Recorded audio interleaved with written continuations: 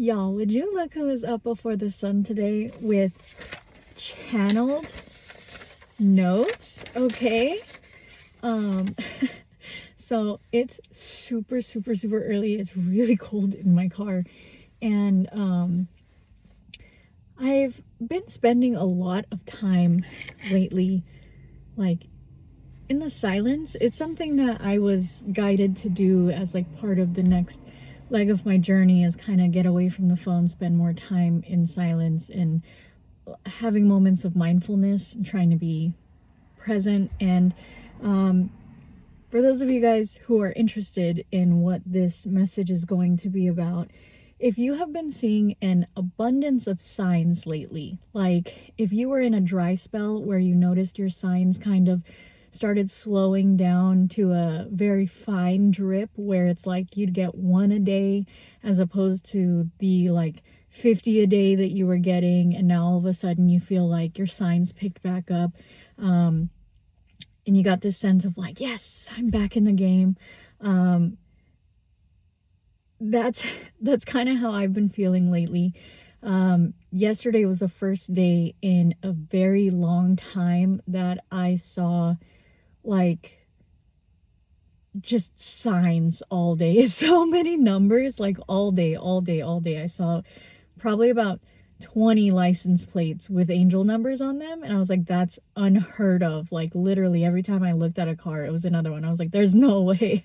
And I kept thinking like, okay, that's got to be it, right? And then there was another one, and I was like, no, that's got to be it. And then there was another one. And my dreams have started getting more vivid. I think we did recently just have a full moon, so I don't know if that has anything to do with it. I've also been doing a ton of work lately. I don't know if I'm gonna post this before or after my podcast video, but I have been doing a ton of work in the stillness and in the silence, because it is something that I was guided to do in learning that something that I heard was the teacher is silent during the test, right?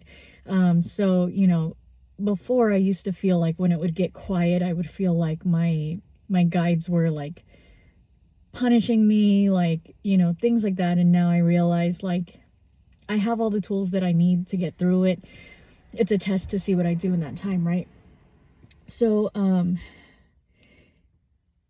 I'm just gonna go ahead and jump right in because I don't know how to do this without cards. So bear with me, all right? I'm learning how to talk like a human, and it's hard. But the message that I was getting this morning, mind you, I woke up at about 4 a.m. My husband comes home really late from work, like 2-3 a.m., something like that. And by that time I get like a full night's sleep because I go to bed with my baby child when I put her down. So lately, instead of like waking up, going to the bathroom, eating a little snack, trying to get back to sleep, I've just been getting up for the day when he comes home and just kind of using that time to myself, because we live in a house with a lot of people. So I don't get any like stillness or quiet anymore. I don't get any like me time, and I've been trying to figure out where to find that, and I guess I found it. It just means I got to get up super early now and be the early bird in the house, which is weird for me. This is new. So the message that I was getting this morning is my way or the highway. I don't know if you guys remember that song. I think it's Limp Bizkit. But I just kept hearing like my way or the highway. For some reason I thought it was Kid Rock, but I don't think that's right. I think it's Limp Bizkit. And the reason that I haven't been sharing the messages that I get lately is because I started realizing like I can see messages in other readers as well, where I can kind of tell that it's something that they're going through and they're using it as a springboard for the message, right? As a channeled message. And I know that that's what I was doing for a long time, and I was trying really hard to take myself out of the messages. And it just got to a point where I kind of was like, I guess I can't take myself out of the messages, right? Maybe I need to figure out how to do this differently to be able to get myself out of the messages, things like that. And I kind of went through like a dark night of the soul with what is it that I'm doing? What is my mission? What is it that I'm here to do? How am I supposed to do it? How am I unique in what it is that I'm doing? Things like that. And to be quite blunt, the type of person that this message is going to appeal to is someone who may be told in their regular life, either you have been told all your life or you're starting to hear it more recently, that you're kind of a know-it-all, and that you make every conversation about you, and you have never seen it that way. You don't personally intend for conversations to turn into that. It's more of when you hear somebody talking about an issue that they have or something, you're either trying to relate with them, or you feel like you have some kind of like puzzle piece that they're missing, right? That you worked really hard to find, and you're like, oh, I know exactly what you're going through, so here's the puzzle piece I worked really hard to find to get you to where you need to be, right? But a lot of people don't see it that way because they're either venting, right, or they just need a person present there with them. At the moment, you happen to be the one that's there, but you're also kind of listening sometimes from the perspective of I can help you, or trying to fix that thing. Like we kind of joke about how men do that, right? Like men are listening for how to fix your problem, and you're like, I don't want you to fix it, I just want you to listen to me, right? But sometimes as healers, we do that as well, where it's like, I know how to help you, but sometimes you don't realize that they still need to find that for themselves. Like, you can tell them that you found that piece, that puzzle piece, right? You can tell them that that's what you've come to and how you got there and all of those things. But at the end of the day, because of your personality, because of the way that you speak, you also have to understand that people are always going to take that in that context, in that situation, in that conversation. They're always going to take it as you making the conversation about yourself. So sometimes it's about having that type of self-awareness of being like, do they need an ear right now, or do they need advice? And sometimes even being so bold as to ask, would you like my advice, or do you just want to vent? Because sometimes just that helps with you understanding that, they don't really need your input. They just want you to listen in that moment, so that you're not coming off as condescending and selfish or narcissistic, or however they perceive it, because perception is everything, right? So your intention may be everything to you, but their perception of you in that conversation is everything to them, and it may turn them off from future conversations or opening up to someone else about the same thing because of the way that you handled it without you knowing, right? Unbeknownst to you. So this lesson is about relinquishing control of yourself first, and seeing that this is something that you even want to change, right? If this isn't something that you see as a problem, you don't see it as something that you want to change, you're like, well, this is me, and if you can't deal with that, kick rocks, right? That's fine. If that's where you are in that stage of your journey, I'll see you when you get here. But if you're at the stage of your journey right now where you're realizing that this is a pattern of yours and it has been for a long time, and you don't quite know how to break that communication barrier, and in trying to break that communication barrier, it seems like you're beating a dead horse, right? Where you're trying to backtrack and clarify and, be like, I didn't mean that, and it's like, the more you try to clarify, the more it's exacerbating the situation, and this person's already over it because they were just trying to vent to you, and you're, not only talking about yourself and all of that, but now you're clarifying. You hijacked the whole conversation, right? So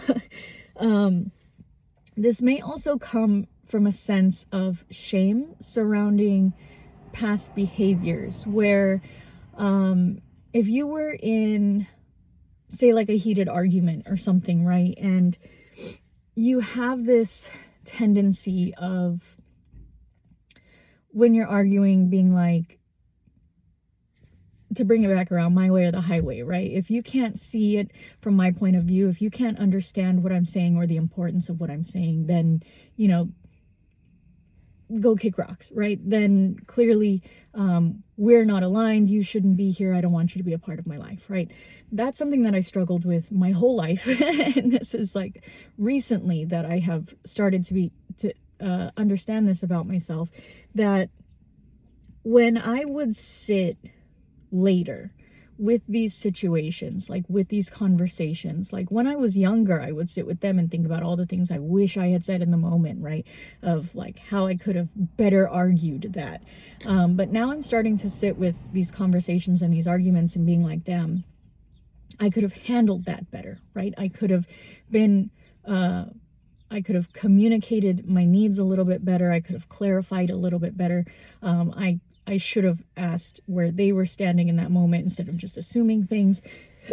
And when I would look back on what it was I did, or how I handled that, or how I said something that affected somebody, I realized that I had a lot of shame retrospectively for that situation, where I would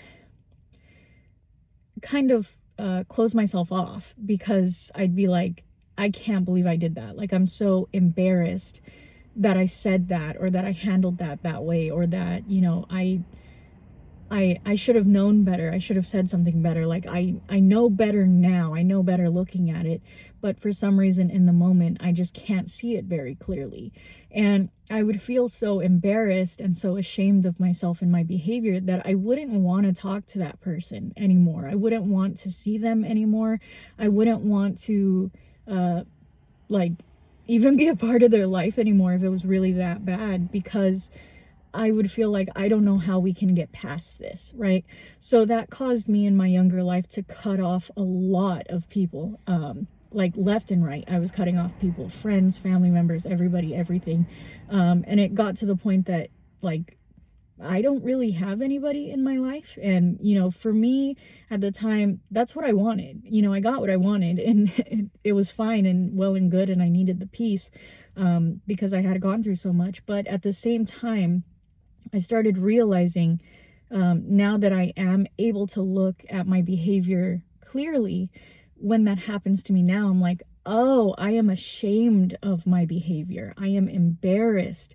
And, finally seeing that and acknowledging that and realizing that and understanding, like, it's important to follow up with that person and go back to them and be like, hey, I was just thinking about what happened. I don't want to bring up old wounds or anything, but I just want you to know that I am embarrassed for the way that I reacted, or, I should have communicated this differently. I'm sorry that I didn't say this the way that I should have, or say this way, or, I'm sorry that I reacted the way that I did. And I used to close myself off from everybody because of the fear of accountability, because of the fear of criticism, because I felt like if I just said what I needed to say and then cut everybody off, right? It's my word, and that's the end of it. Like, my word is the final word, right? Like, I have control of that situation. And I masked it as enforcing boundaries, right? But it kind of actually wasn't enforcing boundaries. It was pushing people away with, like, my overbearing personality and not even understanding what I was doing. And when people would tell me, you're pushing people away because of your overbearing strength, I would just be like, well, if they can't handle me, then they don't need to be around me, right? They clearly don't belong here. They clearly don't align with where I'm going. They don't need to be here.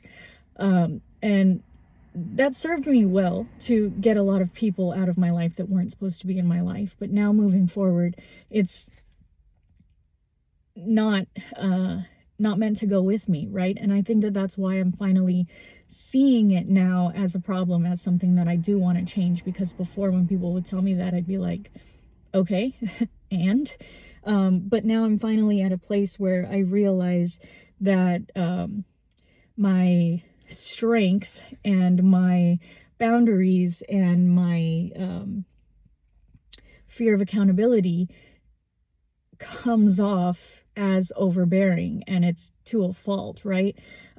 Also, there is this sense of pride masking itself as hospitality. And I know for me, I wouldn't take no for an answer. I was kind of raised that way. Like, if you're trying to be nice to somebody and you're trying to like give somebody something and they're like, oh no, I can't accept that, part of me used to be like, oh, they feel unworthy, or something like that, because I felt that, right? And I would kind of project my feelings onto them and be like, oh no, you are worthy, you can have this thing, you please, like, I want you to have it, I insist, things like that. And this lesson actually came to me from working with my most recent client, where she came to me and bought 2 readings because she wanted clarification on a certain subject, and I talked with her through it. And the more we talked, the more we realized that what she wanted readings for actually wasn't at all what she needed help with. And I helped her with her situation and to gain clarity and to get through the whole thing. And then she's like, I don't really even want the readings anymore. And I was like, no, I'm gonna give you the readings that you paid for. Like, you paid for readings, I'm going to give you readings. And she was like, well, I don't feel like they resonate anymore. I don't feel like I should even be pursuing that. And she paid for something else, and she was like, I don't feel right like accepting that. And I was like, oh, I understand feelings of unworthiness, please, I insist, and I just like would not take no for an answer. And my guides were like, you literally just went through this whole process with her of revoking her power and reclaiming her power and calling herself back to herself, and you're essentially taking that away from her by not letting her tell you what she wants. And standing in your pride and saying, I'm not going to take no for an answer. Like, no is an answer. And if anybody was treating you that way and you were standing firm and saying no, or like if you're trying to give someone more money and they're like, no, I won't accept the money. I was always the type of person where I would like hide the money in their purse, or I would like just fucking sell it to them, you know what I mean? Like something. And this client's doing the same thing to me, where she's like constantly trying to give me more money, and I'm like, no, stop giving me money. Like, just let me, help you, let me talk you through this, let me give you the services that you paid for. And she's like, you're spending more time with me than what I paid for, like, let me compensate you for that. And I keep having clients like this where they're like, let me give you more money, like, you're not charging me enough for this. And I'm like, no, like, just let me charge what I'm you know what I mean? And so anyways, all of that roundabout to say, my guides were like, if someone's not taking your no for an answer, you get really mad about it, because those are your boundaries, right? So it's the same thing. If she's standing in her power, telling you what she wants moving forward for herself, for her path, and you're the person she came to help with that, why are you taking that away from her? Let her have that. Let her stand in that power. If she wants to give you more money, say thank you. If she doesn't want your services, it's okay. You still helped her. You still provided a service. It's just a different service in a different way. But, there was still an outcome. Something still happened from this. You both learned a lot from the experience. You're both, grateful for the experience.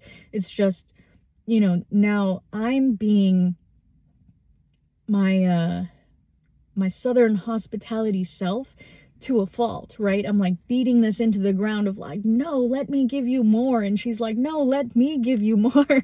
And this comes with the message of relinquishing control of the self, right? Realizing that this is an issue that you want to change and you want to learn to fine tune for the better, right? So I know that it sounds like I'm speaking about myself, but I hope that you guys understand that, and that this resonates for you as a message for yourself.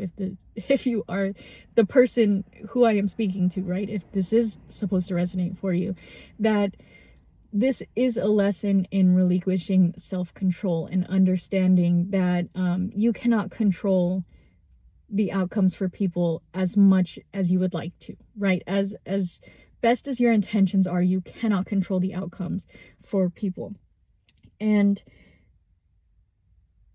it's hard seeing somebody repeat your mistakes, right? When you're seeing this pattern of somebody going through exactly what you went through 6 months ago, a year ago, right? Exactly, to a T, doing exactly what you did, making the same mistakes, going about finding the same conclusions, right? Hitting the same wall.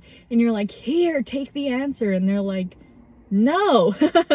It's frustrating because, you know, you just want the best for them, especially when it's somebody in your life like a sibling or a parent or a loved one, you know, your husband, your kid. You just really want the best for them, but you don't understand sometimes that they, you know, it's not about the destination, it's about the journey. They need to find it themselves. They need to get there themselves. And maybe their journey is different than yours. Maybe something they learn along the way is different than what you learned along the way, but you have to let them get there for themselves. And the thing is, you might also be in a place of when you see this happening, you get so frustrated trying to communicate your point that you get angry, right? When you're trying to tell somebody like, no, but I've seen this, I've gone through this, I know how to help you, I've gone through so much research, right? I've done this, and you're just like really trying to prove your point to them, and they're like, okay, I get it, but no, thank you, right? And you know, when you can't get them to understand, you feel like a failure, right? Like it's a failure of communication on my part. I'm not being clear enough, right? Maybe I need to clarify something else. So you keep going back to this thing, trying to clarify for them. Maybe I didn't say it the right way. Maybe, you know, I came off too strong. Maybe I'm too heated, right? And so you keep trying, and they're like, okay, but no, thank you, right? It's kind of the same thing. And you have to understand that what you're doing in this moment, other than like really pushing your narrative on them and projecting that, you also have to understand that your frustration is causing you anger, and that anger is dragging you back down to a place you were before the understanding. It could even be in that moment. It doesn't mean where you were 6 months ago before all of this clarity, right? It means where you were before the understanding hit, right? Where you sit with yourself in silence and you can see the whole thing really clearly, and you come to this understanding, and then you try to go to this person with it, and you accidentally talk yourself into a hole. You get frustrated, you get angry, you repeat the cycle, right? You go back, sit in silence, look at the whole thing. Oh my God, I see clearly, I understand now. And you go back and you try to, and you're just kind of berating this person, but unintentionally, right? You're like, I'm trying to communicate with you. And sometimes it just doesn't come off that way because they just want to be done with the conversation. They are tired, bro. They're like, I got it the first time. You have said the same thing 17 different times, just worded differently. Like, I understood you the first time, and you're like, but no, you didn't understand me. And it's not that they didn't understand you, it's that you didn't understand you. So just because you came to that understanding through the reflection that you gained later, it doesn't necessarily mean that the understanding you came to was for them, right? Maybe they already understood you, but you needed to come to that understanding. So yeah, following up with them, going back to them and like clarifying, hey, are you okay with how we left things? Do you understand what happened? Do you need, do you have any questions? Do you need more answers? Like, that's one thing, like clearing the vibe, but berating them with over communication and over clarifying to try to get them to understand your side is not always the point. Sometimes they don't need to agree with your side, right? Because for me personally, I used to always think like my side is right because I researched so much, I've gone through so much, like I know so much. It's not just like I just think I'm right just because I think I'm right. It's like, no, I have gone through so much to get to this answer, and I don't want you to have to go through this same struggle that I did, because I can help you. I can save you time. I can save you frustration. Like, just hear me out, right? But then it turns into misconstrued messages due to tone, where you're getting a little heated because you're getting a little frustrated, or you're getting a little passionate, right? When I get passionate, I get loud, I get excited. I'm like, I want to keep talking, like, yeah, we're vibing, this is cool. But sometimes, it's a little bit too much for some people, especially when you were just arguing, right? When you were just arguing, you were just having a moment of friction, and then you understand and you completely flipped a switch, and now you're excited to talk to them when not even 5 minutes ago you guys were arguing, right? They don't quite understand what just happened in your brain. So maybe even you're trying to explain to them what just happened in your brain, and they're like, God, can you shut up for like 15 minutes? Like, give me a break. Like, let me breathe, right? Because you had that time to think. You had that moment of clarity. Whether it was internally or externally, you actually had a moment of silence, or somewhere along the lines you talked yourself into clarity, right? But not everybody comes to clarity in the same way, and sometimes people don't know how to tell you. They need a break from you for a couple minutes, right? I need a breather. I need some space. And once they clear the air, they'll be like, either I get what you're saying and I get why you're doing what you're doing and I appreciate it, thank you, we can be done with this, we can move forward, or like, that was too much, I don't want to be around you right now, right? But this message came to me in the form of exercising your healing words versus your hurting words, because to me, I was standing really firm in, well, if they don't understand, then fuck them, right? Well, if they don't understand my point of view, then fuck them. If they're not going to give me the response that I am looking for, right? I always thought that I could turn the conversation in such a way that I could produce the type of response that I was looking for, that I needed in that moment, right? Because sometimes I need closure too, or I need a certain type of emotion from that person that they're not giving me, and I kept digging for that thing, and if I couldn't get to it, I was like, well, they're not going to give me what I want, then fuck them. So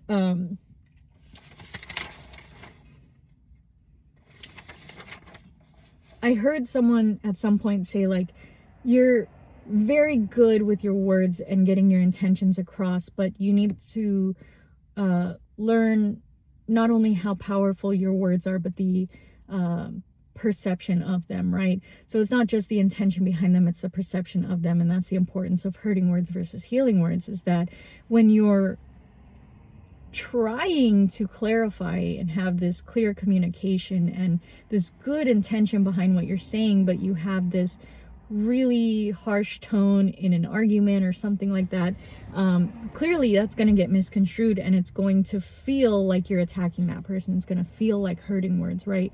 But if you're sitting back, letting the moment happen, trying to observe it and think clearly, as if you were looking retrospectively on the moment, but doing it in the moment, how do I want this conversation to go? How do I want to leave this conversation? How do I want to feel about this conversation, right?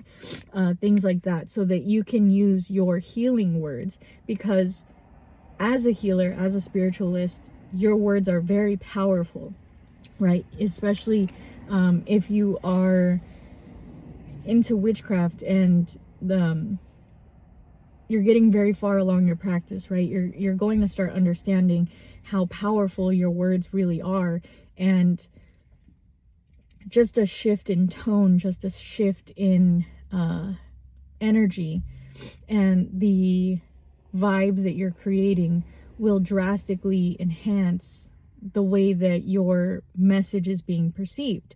And you can't give someone healing words with a forceful tone and shove it down their throat and expect it to work, right? Expect it to heal them. Like, magically, there you go, there's the answer, you're healed. But they leave the whole conversation feeling really uneasy about it, and it will also turn them away from, you know, spirituality or any type of advice, or pursuing talking to either someone else about that subject or talking to you again about anything, right? So in this case, it's understanding that influence is so powerful, right? Monkey see, monkey do. A lot of people used to say, do as I say, not as I do. And that doesn't work, right? Especially if you have kids, you understand that doesn't work. You can teach your kids everything, every good thing. You can say every good thing. You can say everything right. And they're going to copy every bad habit that you have, right? Regardless of all the good things that you've taught them. You can teach them literally everything right, by the book, all the best influences. But when it comes down to it, they are going to mirror what you do on a regular basis, how you handle things, how you do things, right? If you're doing something and you get frustrated and you go, ah, man, and fuck, and you're doing things, and like eventually you figure it out, right? Oh, okay, I got it. And then you just move on to the next thing. But then your kid picks up on you doing when they're thinking, right? When they're trying to figure something out and they get frustrated, instead of saying, you know, I'm frustrated, I need to take a break, I'll come back to this.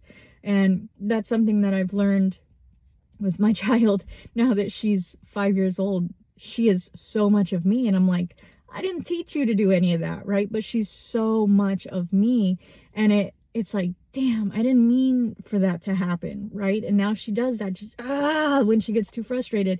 And so, you know, I have to tell her, okay, let's take a break. Let's go get a breather. Let's go get a snack. Don't worry about it. We'll come back to it in a minute, right? And she's like, no, I need to get it. I need to finish this right now. I need to figure it out. And I'm like, no, you don't. No, you don't. And so now I have to put those things that I'm teaching her into practice, right? I have to remember the things that I'm teaching her, and I have to put them in practice because she's watching even when I think she's not. And it's just about setting the example, explaining the process, and release control of the outcome, because the whole lesson from all of this is just relinquishing control of the self, right? And relinquishing control of the self is going to help you relinquishing control of everything else around you and everybody else's outcome, and, you know, every situation all the time. Like, you may not think you are a controlling person, you may not feel like a controlling person because you've seen controlling people and you're like, that's not me. But when it comes down to it, and you are trying to forcefully shove your experiences on somebody, you know, your experiences or your opinions or your beliefs or something, whatever it is, however you see it, however you spin it, if you're trying to shove that on somebody and you won't let them take no for an answer, or you won't, you know, let them draw boundaries with you, you have to understand that you are trying to control the outcome of that situation.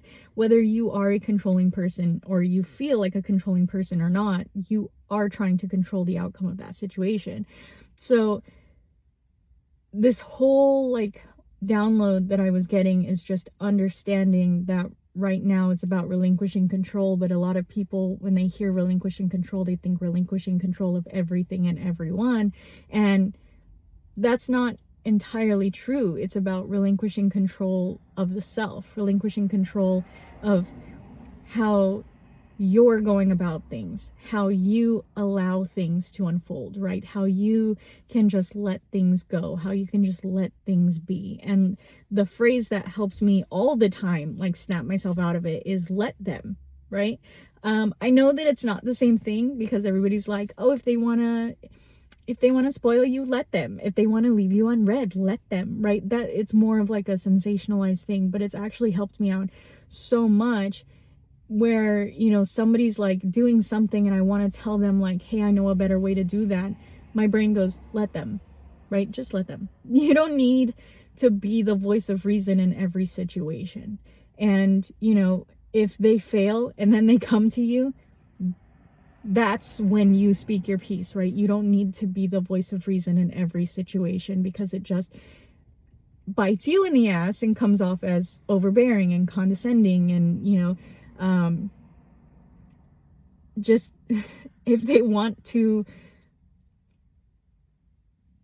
I say this jokingly, but also this came up because of this client, right? If they want to give you more money, let them. If they want to relinquish the services that they paid for, let them, right? If they want to talk to you about, switching what they're doing, let them. Like, I have learned so much from being with my husband, because he is like so grounded and so level-headed.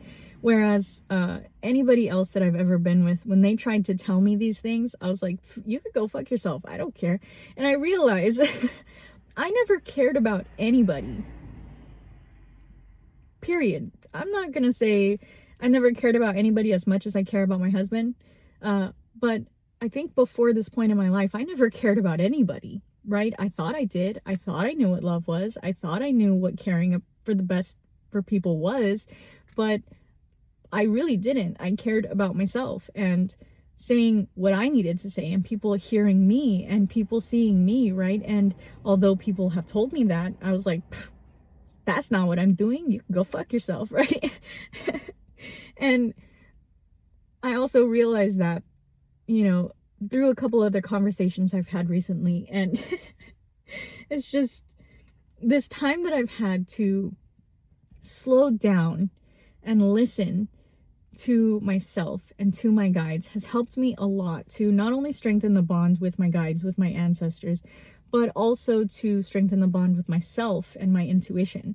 There is, I know I have heard this a lot recently, like mindfulness, be present in the moment, put down your phone, right? We hear it a lot, and it's easier said than done, especially because we get so swept up in life so quickly, right? So what I heard recently was from the book Consorting with Spirits by Jason Miller. That is my most recent book that I've been reading, right? And Jason Miller was talking about how we just live in the society where we cannot slow down, right? We need to be ingesting content while we're doing anything, while we're eating, while we're sitting on the toilet, while we're walking, while we're doing anything. And I know this is something we hear often, right? But it's a good reminder to take a walk without your phone. It's okay to leave your phone at home. You're not going to get kidnapped. It's fine. Like, everybody thinks, well, I need to have my phone on me. Well, something's going to happen. I need to have my phone on me. Somebody's going to call me. No, they're not. No, they're not. And if they do, you'll see it when you get home and you can call them back. Sorry, I went out for a walk. I needed some fresh air. Yeah, you might be a little weird to everybody. They're going to be like, you took a walk without your phone? What if you got kidnapped? What if something happened? I promise you, if you get kidnapped, the first thing they're going to do is smash your phone or throw it out the window anyways. So relinquishing control, okay? Take a walk without your phone. Or if you can't do that, eat without your phone. Because I can guarantee you eat in your house sometimes, right? I know a lot of us are like accustomed to fast food life. You're like driving and just eating, and you're on your fucking phone and you're doing 17 things while you're driving, which you shouldn't be. But that's what we do. We live such fast lifestyles, right? But when you eat in your house, don't even have your phone. Like, what I've been doing is I leave my phone upstairs and I'll go downstairs to eat. My husband will do that sometimes by accident, and then he'll turn on the TV while he's eating, right? We have a TV in the kitchen. And it's a hard thing for me, because when my daughter was a baby child, the only way we could get her to focus on eating was to put something on the TV, right? She would not sit there for the life of her to eat unless something was on the TV. So now it has become a habit. She needs to have the TV on to eat, and that bothers me so much. But for me personally, I'm at a point in my life where I can't really eat doing this, because I'm looking for a video to put on to listen to while I'm eating, but it turns into this the whole time I'm eating, right? Sorry, my hands are freezing. I didn't realize I can't even move my finger.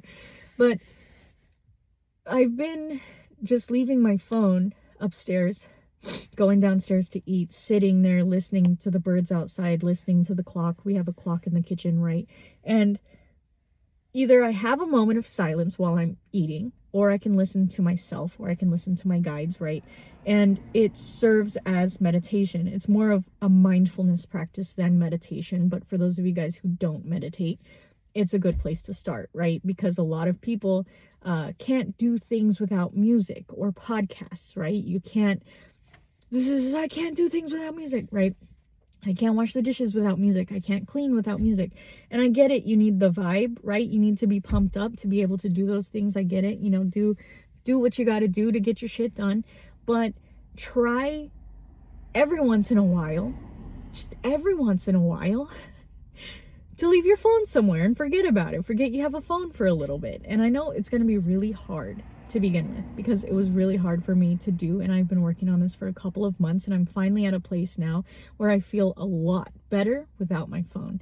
And that's why I wrote my channeled message, because I am a writer, and I used to sit there with my journal all day, every day, right? I would constantly carry notebooks with me, constantly journaling, and because of technology, I'm writing notes on my phone, I'm writing all my channeled messages on the computer, and it's still serving the same purpose of keeping me glued to the screen, because when I'm writing out my channel message, I have a video playing in the background, right? Or I'm listening to music, or I'm multitasking on the computer and things like that.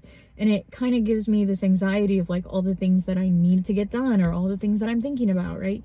And sitting down, putting my phone down, sitting down and just writing, or inviting the spirit, saying, okay, spirit guides, what message do you have for me today?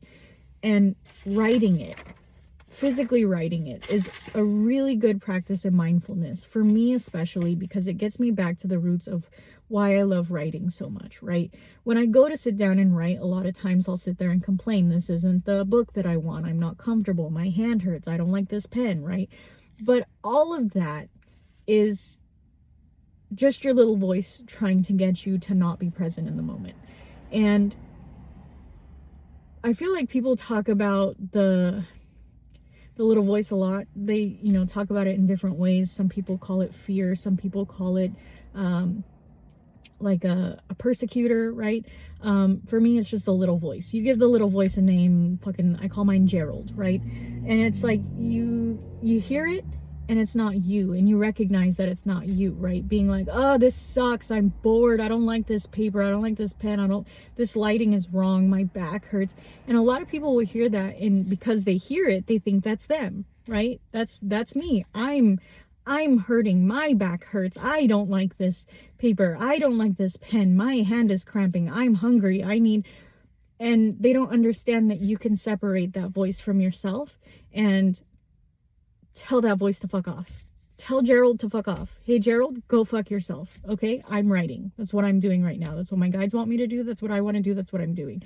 And you'll notice that all those little things that you're complaining about will dissipate as you're sitting there, as you're being present in the moment, as you're doing those things. And it's also something that comes with meditation, when you can learn to continue to try to crack at meditation, right? Because I know meditation is a long time practice that we have to keep trying at every single day, right?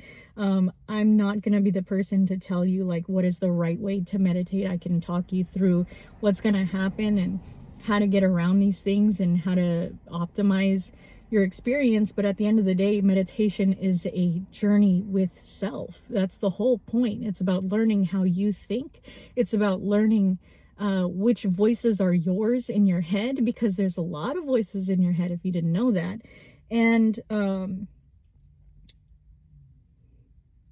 learning to tell the little voice, the persecutor voice, right, to go fucking sit in the corner. Hey, buddy, go take a walk, all right? Shut the fuck up, go take a walk, have a smoke. I don't care what you do. You need to get out of here for a little bit, all right? Bully your little voice if you have to, if that makes you feel better. If you're gonna tell him your haircut sucks and your fucking pants look like you're waiting for a flood, go fuck off.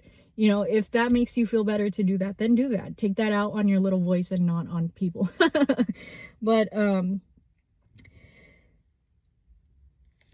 when you are trying to do something for yourself, like trying to create a business, trying to write a book, trying to, journal or color or draw or doodle or something that makes you happy, right? Something that makes your inner child happy.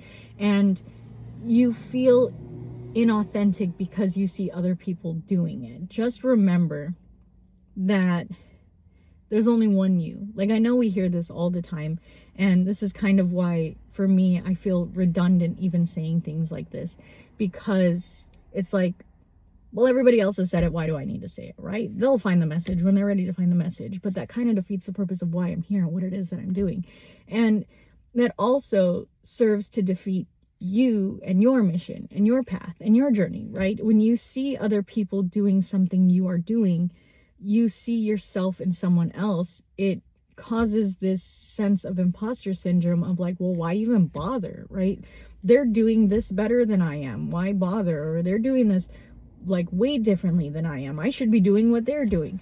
But we have this sense of constant comparison, which is literally eating us alive as a society. And we're losing our uniqueness. We're losing our sense of self. And I feel like that's the whole point of the journey, is reclaiming your sense of self, reclaiming your personal power, learning what it is about you that is unique and important and special and your mission. And you have to understand that nobody's going to do you like you.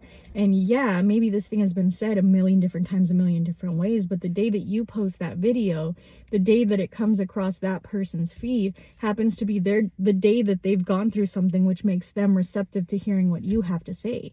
Even though they've heard it 15 million times, something about what you say catches their attention and it just settles in their brain in a different way, and they get it and they understand it and it makes sense and it makes an impact.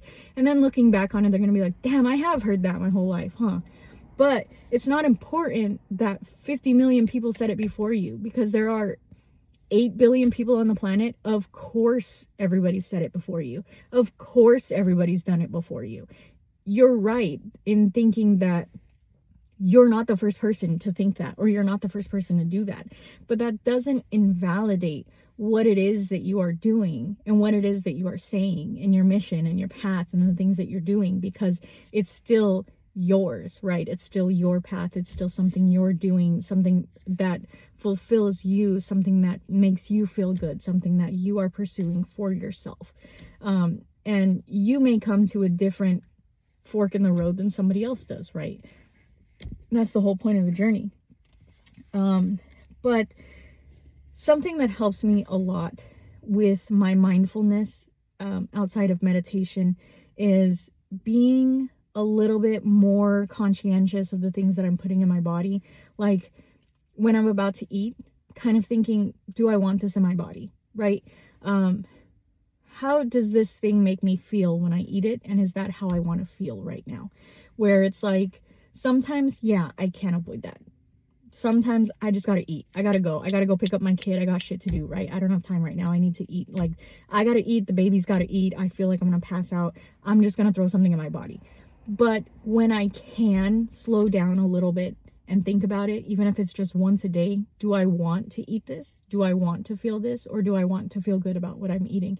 Maybe I'll cut up a plate of fruit instead of eating a fucking piece of candy, right? Because I want something sweet and I want this flavor, but maybe I don't want the sticky shit in my teeth right now. Maybe I don't really want that empty feeling of just pure sugar inside of my body now, right? Maybe I want the experience of eating something that has mana, right? That has energy, that has life force. And, I'm not going to be the person to tell you you should be eating more fruits and vegetables, but it makes you feel a lot better, especially when you are on a spiritual journey, right? A lot of people hear that and they see that kind of as gatekeeping or toxic light and love, and, take it as you will, all right? I'm just a guy on the internet just fucking doing that. But sometimes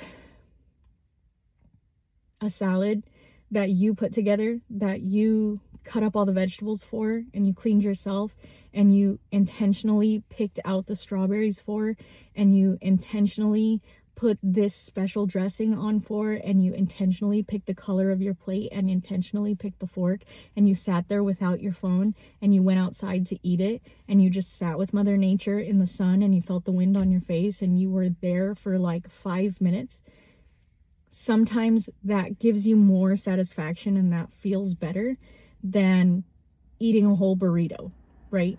I know burritos are good, and I know somebody's gonna say burritos make me feel good.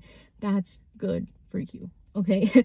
Meat and salt and cheese and fat and fries do not make me feel good all the time. It makes me feel full, it makes me feel tired, it makes me feel sluggish, it makes me feel constipated, it makes me feel like I shouldn't have eaten that.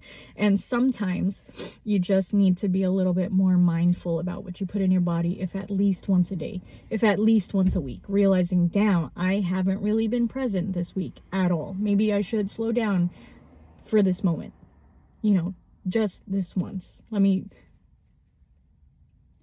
all right? Just this once, let me. And drink more water, for the love of God. I see so many commercials everywhere of like electrolyte drinks telling me that like water is bad for you, and it's driving me nuts because people listen because of this consumerist society, because all we're doing is this all fucking day, and everybody is trying to sell you something. I'm sorry, they are. Everybody has an angle. Everybody is trying to sell you something, and maybe keep that in the back of your mind sometimes when you are listening to the advice they are giving you, because if the advice comes with a price tag, they are trying to sell you something. And water is good for you. Water is healing. Water is memory. Water is so much life force, right? So much comes from water. So much is water. Water is creation. Water is destruction. Water is so much. And just the act of being mindful of sitting there and drinking a fucking glass of water without staring at your phone, or doing it hastily while you're running somewhere, right? Just sitting there with a glass of water for a minute and just being in the moment, being able to slow down time like that, you'll understand why water is so important and why everybody's trying to get you away from water, right? Tending to plants and pets is also really big, okay? If you're not a plant person, I can't convince you to be a plant person, because it is a lot. The same way taking care of pets is like taking care of kids. Taking care of plants is like taking care of pets, is like taking care of kids, okay? Is like taking care of a husband. It's a lot. Every single one of them is a lot, but they're a lot in different ways, okay? And if you're not ready for it, you're not ready for it. I'm not going to tell you you need to be taking care of plants or you're not spiritual. It's not true. But it helps the same way that being mindful in what it is you're putting into your body and the way that you're spending your time helps, because plants have spirit. Plants will help you the same way sitting with a crystal helps you, same way sitting outside helps you, right? The plants will speak to you. Whether you understand that or not, the plants will speak to you. And when you're sitting there and looking at your plant going, damn, you got some dead leaves, I should pick those off for you, right? Fuck, you need some water. I'm sorry, I haven't watered you in a while, right? And hey, how are you doing? Do you need a new pot? Oh shit, your roots are growing out of the pot, right? Is it time for me to put you outside? Like, should you go outside? Are you an outside plant? Like, maybe researching what that plant needs going forward in its life, things like that. Realizing that something in your house outside of yourself needs your attention. That's why I also say taking care of pets, because it's too easy for us to forget that our pets need us, right? We don't sit there and communicate with our pets. Most of us don't sit there and communicate with our pets telepathically on a regular basis, right? Some of us do, but it's hard for us to remember that pets need us, right? That we are their whole life, because they're just pets to some people. They're just a fun thing to play with. They're just a fluffy thing that's there. For some people, they're a means of feeling in control, right? But for some people like me, pets are these living, breathing little entities. They have needs, they have wants, they have feelings, they have emotions. And if you pay enough attention, you'll figure that out. And you'll understand your pets very, very clearly.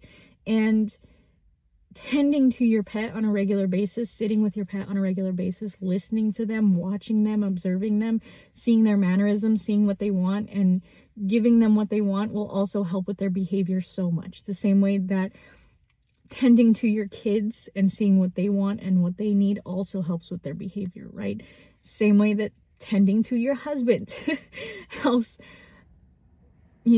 helps with behavior. And we don't really understand that very much as a society, that when people are loved and people are nurtured and people are fulfilled, they act so much differently, right? They are so much more authentic. They are so much more themselves. They are so much more happy. They are so much more, just willing to do life. And when you see somebody who's so stressed out and so anxious and so angry and so all of these things, and all you want to do is help them, but you're, beating them to death with advice and things they should do, you're just adding to the problem. But maybe you should detach yourself from their outcome and just give them what they need, give them what they want, give them some love, and just watch how they flourish like a plant. We're all just complicated houseplants at the end of the day. But I want to leave you guys with a quote that I go back to often because I am trying to practice mindfulness, right? Because I am trying to be more present. This helps me a lot. I found this on Instagram. I don't know where this quote came from. The person who posted it on Instagram said the original poster's name is Sophie.Datura on TikTok. I don't know if this quote is from somewhere. If you guys know, you can put it in the comments, let me know. But this one helps me out so much. So it says, when you feel attached, tell it to the fire. He is the great master of transmutation. When you feel stagnant, tell it to the water. She will teach you about movement and flow.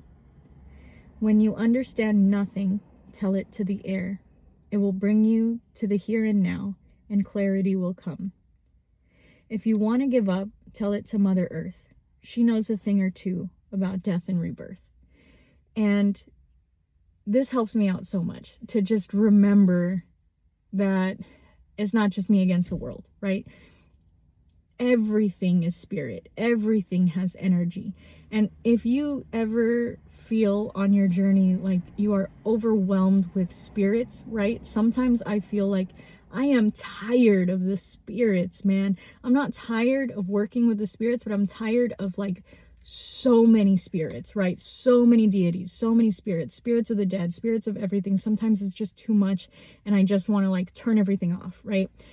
I have to remember that I may also be just focusing on the wrong spirits, right? When I'm just focusing on deities of chaos, wondering why I'm going fucking nuts, tune out a little bit, ground, and come back to the elements. And we may use this as a phrase like go back to basics because we don't know how to explain it to people. But genuinely, sometimes you may need to detach from your spirits a little bit and just tune into the elements and talk to those spirits around you, right? You don't even have to talk to the fairies and the spirits of the dead and your spirit guides in that moment. You don't have to talk to the birds and all of that.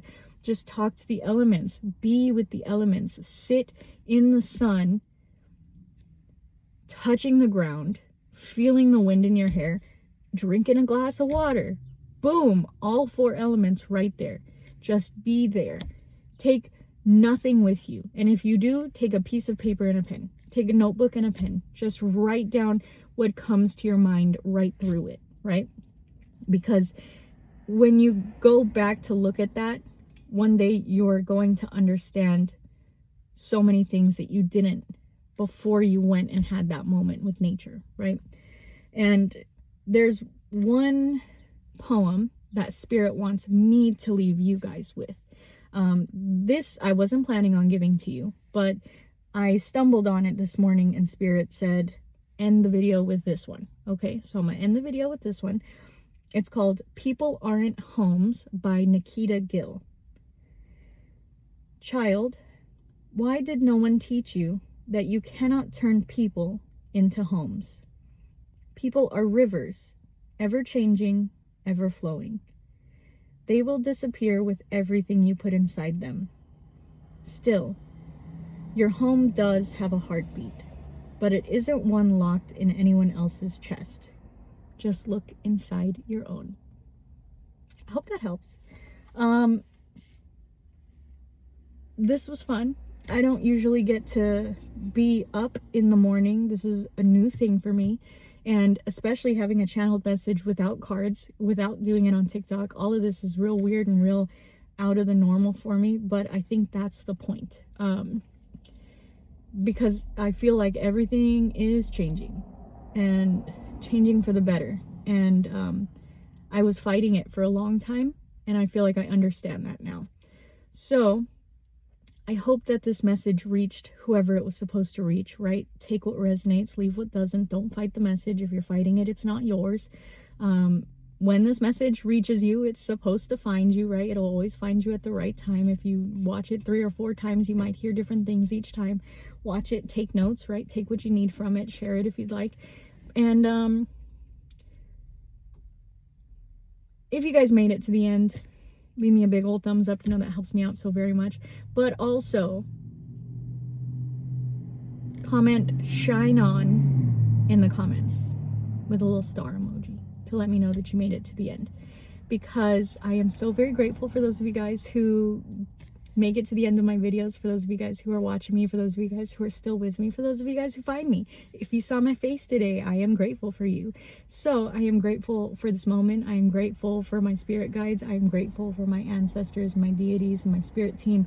And I just want to say thank you guys so very much for watching this with me, for being here with me in this moment. And I hope that wherever you are when this video reaches you, you have a beautiful, wonderful day, my friends. And I can't wait to see you in the next one. Blessed be.